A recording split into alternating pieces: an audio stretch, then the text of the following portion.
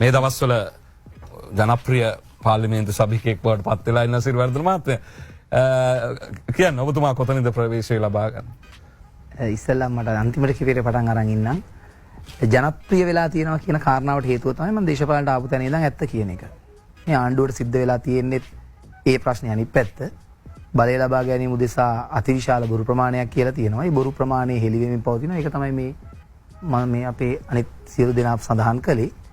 මං ආරම්භයේ පටන්ම ඇත්ත කියන නිසා ජනතාවට තේරෙමින් පවතිනවා මං කියන කාරණා ටික ඇත්ත කියලා. ඒ නිසා ඇත්ත විශ්වාස කරන මිනිස්සු අතර ජනප්‍රිය වෙමින් පවතිනවා. ඊට වඩා ලොකු දෙයක් එතන ඇත්තටම නැහැ.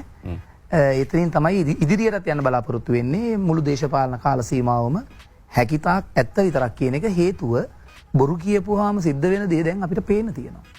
අර ගම වෙනුවෙන් ගත්ත ස්ලෝගන් එකේ තියෙන බොරුවට තිත නේ ඊටු ටික මට මතක නැහැ. ඒ කියන්නේ බොරුව නතර කරගන්න එක තමයි අපේ මාතෘකාව. ඇත්ත ප්‍රශ්න වලට ඇත්ත විසඳුම් හොයනු කියන එක තමයි ඒකෙන් අපි බලාපොරොත්තු වෙන දේ. බොරුවට තිත කියන වචනෙන් අපි අදහස් කරන්නේ ඒක.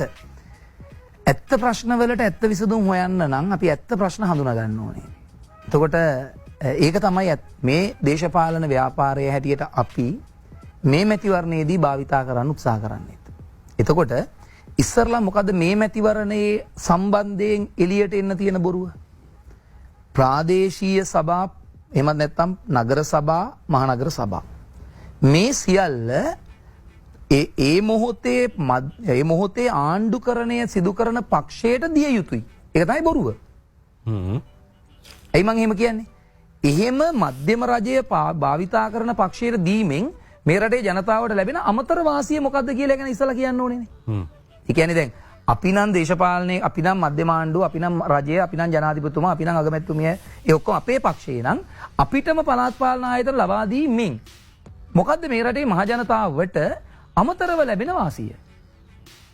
නෑ ඉතින් දැන් මෙතුමා සුදර්ශන ගුණවර්ධන මහත්මයාම කිව්වා ඉදිරියට එළඹෙන්නා වූ පළාත් පාලන මැතිවරණයෙන් ජයග්‍රහණ කරන ආයතන වලට ප්‍රතිපාදන සම්බන්ධයෙන් අර්බුදයක් තියෙනවා ඒක. ඒකෙම කියවෙනවානේ ආණ්ඩු බලය තියෙන පක්ෂයෙන්ම තේරුණොත් එහෙම ඔබතුමා එහෙම එකක් කිව්වේ නෑ. මට හිතෙන එක මං කියන්නේ. දැන් ආණ්ඩු බලයෙන් තියෙන අයම පළාත් පාලන ආයතනවල බලය ගත්තාම ආණ්ඩු උදව් කරන්නේ අයියයි මල්ලී වගේනේ. වැඩේ ලේසියිනේ. ඇත්තටම ওই කාරණාවට මම ආවොත් මෙන්න මෙහෙම. පළාත් පාලන ආයතනයකට පළාත් පාලන ආයතනයක් කොහොමද ක්‍රියාත්මක වෙන්නේ? පළාත් පාලන ආයතනයට කොහෙන්ද මුදල්? මධ්‍යම රජයෙන් පළාත් පාලන ආයතනයට ලබා දෙන මුදල් වලින්ම නෙවෙයි මේක දුවන්නේ. එක වරි පනම්. දෙක ඔප්පු ලියන වෙලාවට ගන්න මුද්දර ගාස්තු. මුද්දර ගාස්තු පළාත් පාලන ආයතනයට යන්නේ පළාත් සභාවලට. පළාත් සභාව හරහා එනවනේ ආපහු. මං හරි නේද? නීතිඥවරුන් දෙන්නේ පළාත් සභාවේ ඉබට පළාත් පාලන ආයතනයට යනවද? ආයතනයේ ඇත්තරම සංවර්ධනයක් ඇත්තරම මං ඔප්පු ලියන්න තියෙන මං දන්නේ නැහැ. පළාත් පාලන සංවර්ධනයේ මුදල් වෙන හොඳම සෝස් එක තමයි පළාත් සභාවේ පළාත් පාලන අමාත්‍යාංශය.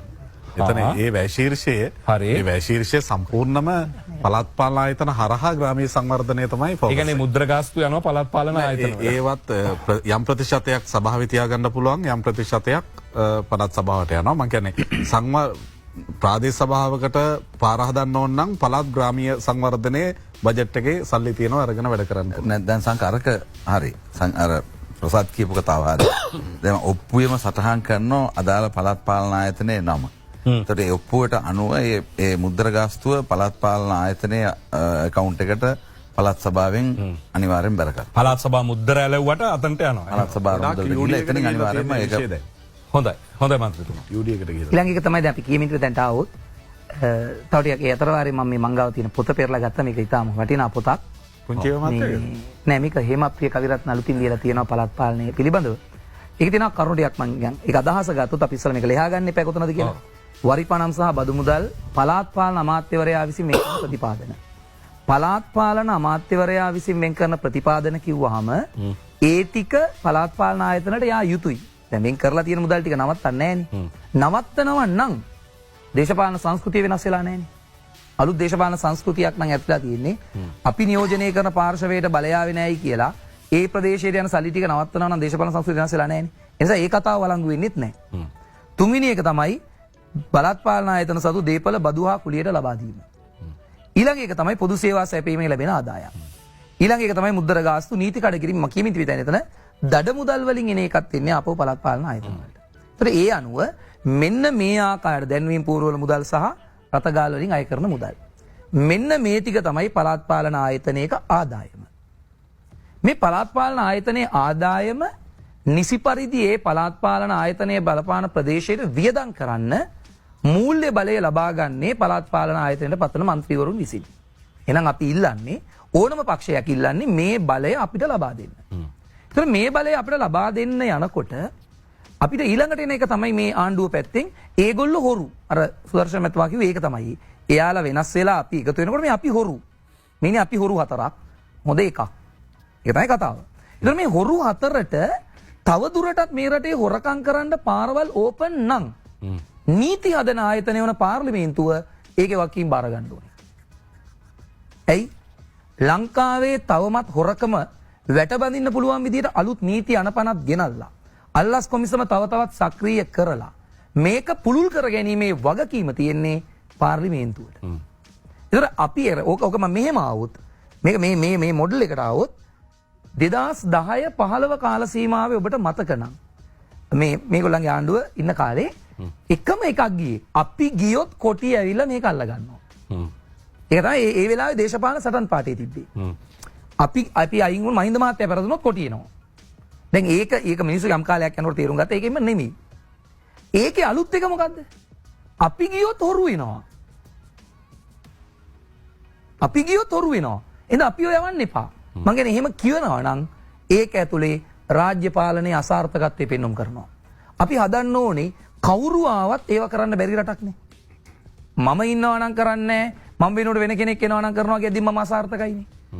එහෙනම් ඉස්සල්ලාම මේ ආණ්ඩුවේ වගකීම තමයි මේ ගෙවුණු මාස ගාන කාල සීමාව තුළ මේ රටේ කිසිවෙකුට කිසිම ආකාරයකින් අයථා මුදල් උපයන්න බැරි විදිහට නීති අනපනත් හදලා එහෙම තියෙනවා නම් හොරකම නම් හේතුව හදලා ඒකට අදාළව මේ ප්‍රයසව මැතිවරණය පැවැත්වුවා නම් ඕනම කෙනෙක් සර්ව ජන බලය වෙන්න පුළුවන්, පෝට්ටු අය වෙන්න පුළුවන්, UMP එක වෙන්න පුළුවන්, අපි වෙන්න පුළුවන්, ස්වාධීන කණ්ඩායමක් වෙන්න පුළුවන්, කවුරු ආවත් අර රාමුව ඇතුලේ යන්න ඕනේ. ඒතකොට මේ නීති අනපනත් හදන එක මේ වෙලාවේදී පාර්ලිමේන්තු බහුතරය සහිත පාර්ශවයේ විසින් කළ යුතුයි.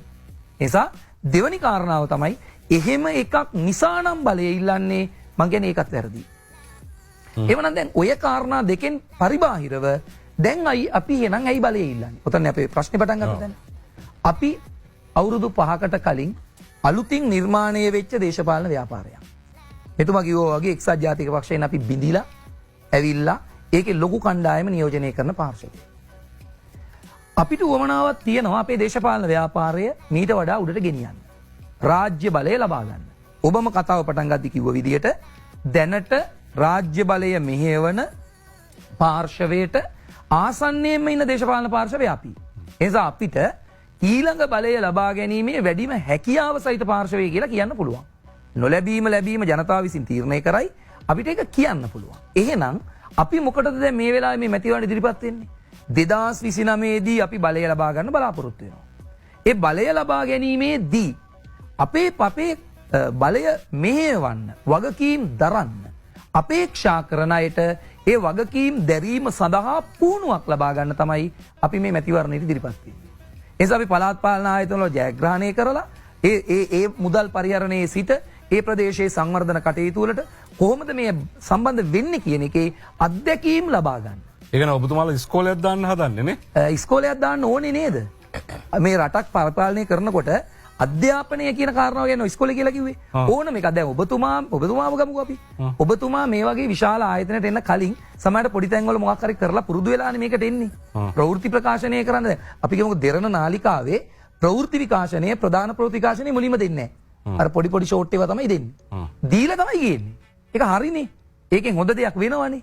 එහෙමනම් ඕනම ආයතනයක් ඕනම දේශපාලනය වෙන්න පුළුවන්, පෞද්ගලික ආයතන වෙන්න පුළුවන්, වෙන තැන් වෙන්න පුළුවන්. යම්කිසි පුහුණුවකින් පසුව ඒ ප්‍රධාන තැන ලැබීම ඒ ආයතනයට වගේ මේ ආයතනයේ සේවය ලබා ගන්න අයට ලැබෙන වාසියක් ලෙස තමයි මම දකින්නේ. ඒ නිසා ඒකේ වරදක් නැහැ. ඕනම කෙනෙකුට ඒක ලැබෙන්න ඕනේ. ඒතර අපි විශ්වාස කරන දේශපාලන ක්‍රියාවලිය ඇතුලේ තියෙන්නේ අපිට ඕනේ 2029 බලය කුමක් සඳහාද අපි විශ්වාස කරන විදිහට මේ රට ගොඩනගා ගන්න. ඒකට අපිට අත්දැකීම අවශ්‍යයි. අපිට අලුත් කණ්ඩායමක් අවශ්‍යයි. ඒ කණ්ඩායමට වගකීම් දීලා ඒ වගකීම් දරන අය අතරින් දක්ෂ පිරිස ජාතික දේශපාලනයට අරගෙන ඇවිල්ලා ඒ හරහා මේ රටට වඩා වැඩි යහපතක් කිරීමේ අරමුණින් තමයි අපි මේ ව්‍යාපාරයට සම්බන්ධ වෙන්නේ. ඊළඟ කාරණාව තමයි අපි සමග ජන බලවේගයේ ලෙස මේ ඉදිරිපත් වෙන්නේ පළවෙනි ප්‍රාදේශීය මේ පළාත් පාලන මැතිවරණය. ඒක ඇතුලේ පළාත් පාලන මැතිවරණ ඉදිරිපත් කරනකොට මම විශේෂයෙන්ම මීරිගම ආසනයේ සංවිධායකවරයා ලෙස මම විසින් විශ්වාස කරන අපිට හදාගත්ත මොඩල් එකක් තියෙනවා. ඔය ආදායම් ක්‍රමවලට වඩා අපි අවසන් කරමු ඔබතුමා. හරි මම පොඩි කොට සීවර කරන්න. අපිට කොහොමද පුළුවන් අර මේ සුදර්ශන මැතිතුමා කිව්වා වගේ අපිට මොනවද තියෙන අලුත් ආදායම් ඉපීමේ ක්‍රම. දැන් මේ සිස්ටම් වලට අමතරව. අන්න ඒක තමයි පළාත් පාලන ආයතනය සම්බන්ධ ආදායම වැඩි කරගෙන ඒ මුදල තමයි ආපහු බෙදලා දෙන්නේ. ඒ මුදල තමයි ආපහු ජනතාව අතරට යවන්නේ. ඒතර මේ ආදායම වැඩි කරගන්න මොනවාද අපිට හදන්න පුළුවන් අලුත් සැලසුම්? හැම පාරකටම ලයිට් එකක් හයි කරගෙන යනවා. හැබැයි ප්‍රශ්නේ තියෙන්නේ හැම කණුවකටම ලයිට් හයි වෙනකොට ජනතාව කැමති. ගැටලුව ජාතික විදුලි බල පද්ධතියට ඒක බරක්. ඊළඟට ඒ ලයිට් එක වෙනුවෙන් ගෙවන්න ආයෙසරයක් සිද්ධ වෙනවා රටේ ජනතාවට. එහෙනම් එක දිගට ලයිට් එක දාගෙන යන එක ප්‍රාදේශ සභාවේ කාර්යභාරය නම් ඒ වෙනුවෙන් ඒකට වියදම කවර් කරන්න සිස්ටම් එකක් හොයා ගැනීමත් ඒ පළාත් පාලන ආයතන සතු වගකීමක්. අන්න ඒ වගේ අලුත් නිර්මාණශීලී දේවල් ගොඩනගා ගන්න හදා ගන්න ක්‍රියාත්මක කරන තමයි අපි මේ වෙලාවේ මේ මැතිවරණයෙන් බලය ඉල්ලන්නේ.